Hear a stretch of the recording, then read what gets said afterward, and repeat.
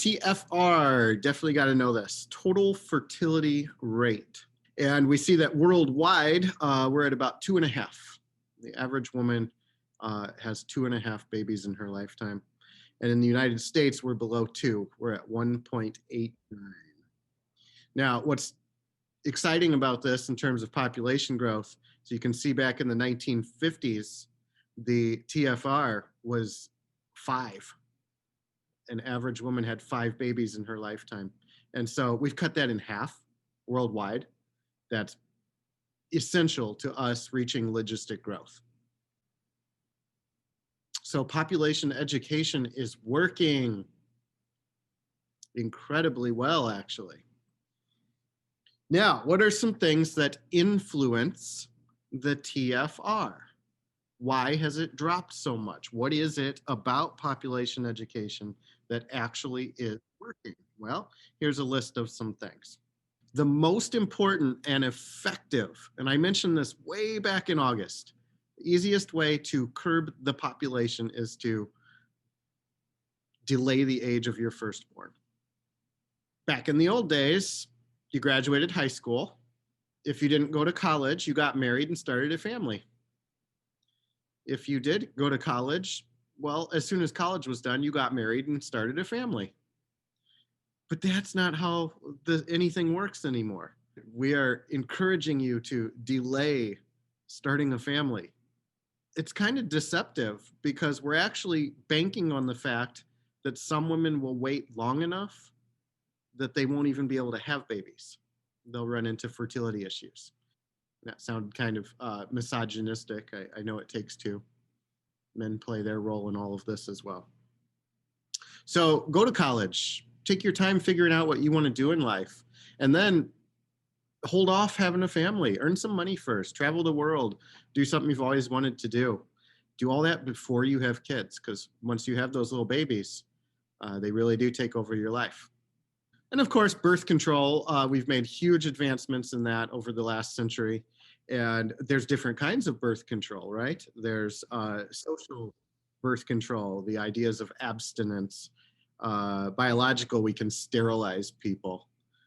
Contraception, condoms, the pill.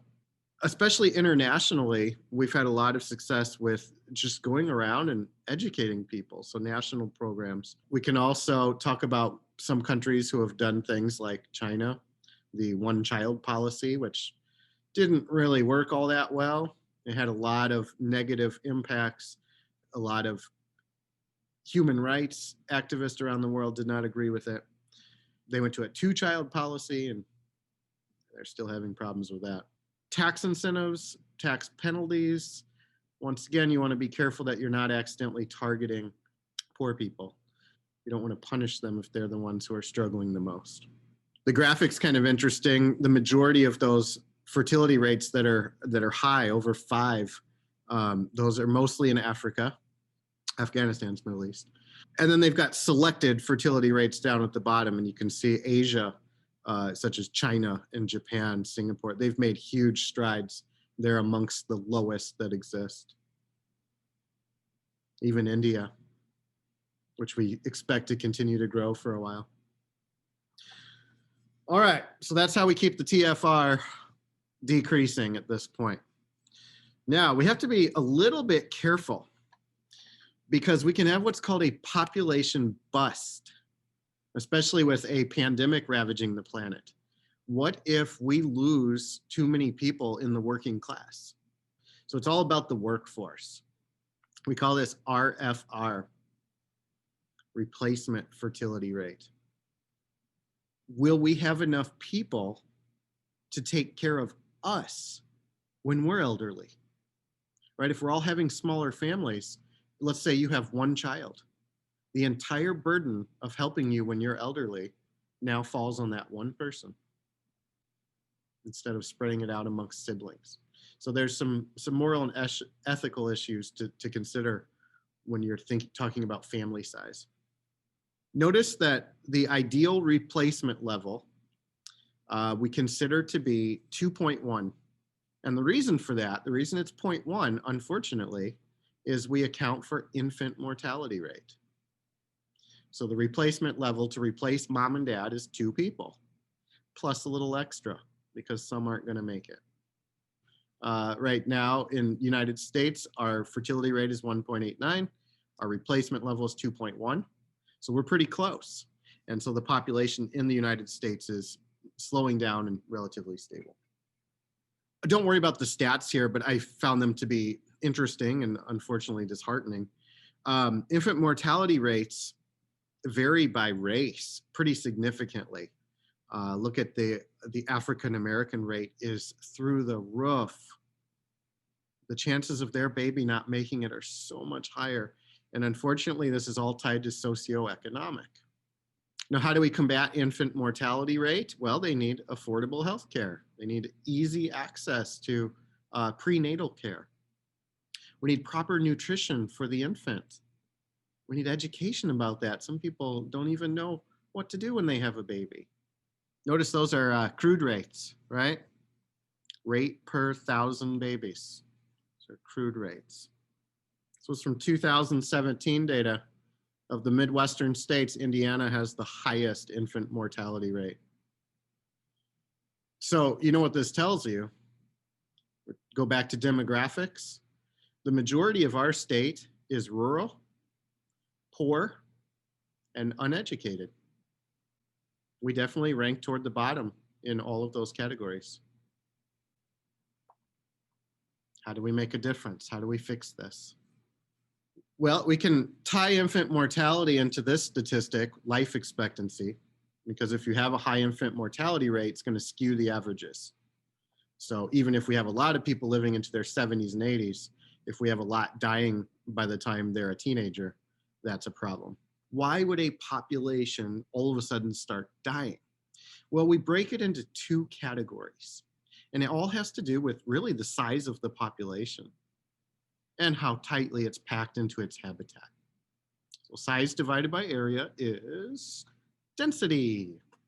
All right, things that are density dependent. So these are going to impact large populations more. Obviously disease, right? We saw how coronavirus ravaged the East Coast initially, and then it spread to the rural areas. Predation, we've seen how the lynx feeds on the hare when there's lots of them. And then when it kills them all, then they die off too. That back and forth oscillation. Competition, obviously you're going to start to run out of resources if you have a large population. Remember, that's called overshoot. And then the dieback occurs. And College Board wanted to make sure that I mentioned resource quality. So we saw this after the industrial revolutions in each country. We pollute the air, people start dying. We pour a whole bunch of trash and chemicals into our water, higher cancer rates. Taking care of our environment is a huge part of life expectancy. And we've only recently realized that. We thought the earth was big enough to handle whatever we threw at it. It's the ocean. We can put all our pollution in the ocean. Who cares? Turns out we can't. All right, density independent. This one's easy. It's where all populations are affected equally. So a small population is going to die and a large population is going to die, a whole bunch when you have a fire. The size of the population does not matter. A huge storm, an earthquake, flooding, drought, all of these environmental disturbances are going to kill whoever's in their path, big or small. That's population. We did it. Okay, so tomorrow is a no Zoom day. I'm going to post the answers to the practice questions that I posted earlier in the week. Remember, you got to do these. These are important. Practice, practice, practice. So I'll have all those answers on Canvas tomorrow. Friday, I probably will Zoom with you for just a minute or two just to say hi and tell you a joke, and then we'll take the quiz.